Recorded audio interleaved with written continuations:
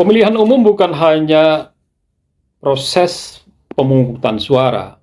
Pemilihan umum adalah proses untuk menguji dan melangkah kepada keadaan yang baru, menguji, mengevaluasi, dan menyoal apa yang sudah kita lakukan pada 5 tahun sebelum ini. Dengan demikian maka visi misi, pendapat, pernyataan, bahkan sikap yang disampaikan kepada publik dari kontestan pemilihan umum, dari kontestan pemilihan presiden dan wakil presiden, itu berhak menjadi bagian yang dicerna, disikapi, dan didukung, bahkan juga ditolak sebagai bagian daripada demokrasi konstitusional itu sendiri. Terkait misalnya pertanyaan dan diskursus tentang ibu kota negara junto undang-undang ibu kota negara, apakah ibu kota negara junto undang-undang ibu kota negara bisa diubah? Sebagai undang-undang, terbukti memang undang-undang ibu kota negara itu sudah diubah. Dan tidak ada yang bisa menjamin, baik secara hukum positif maupun secara politik, demokrasi konstitusional, undang-undang ibu kota negara tidak akan diubah. Dan karena itu, baik secara normatif maupun secara pelaksanaannya, undang-undang itu bisa diubah.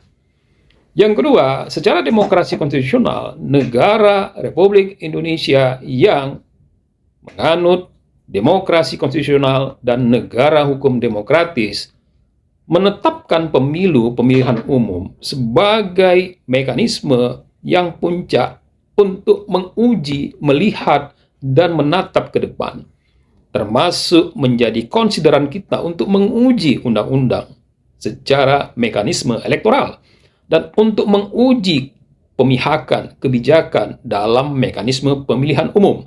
Oleh karena itu, pemilihan umum, hasil pemilihan presiden dan wakil presiden itu adalah sahih dan konstitusional, dijadikan sebagai kausal untuk menguji undang-undang, untuk menguji kebijakan, termasuk undang-undang ibu kota negara.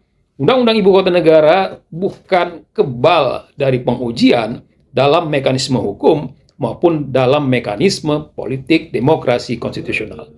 Dan yang lebih daripada itu adalah apapun kebijakan hukum dan pembangunan yang dilakukan, itu adalah dalam rangka demi menuju kepada kesejahteraan sosial yang lebih baik dalam satu bangsa, dalam satu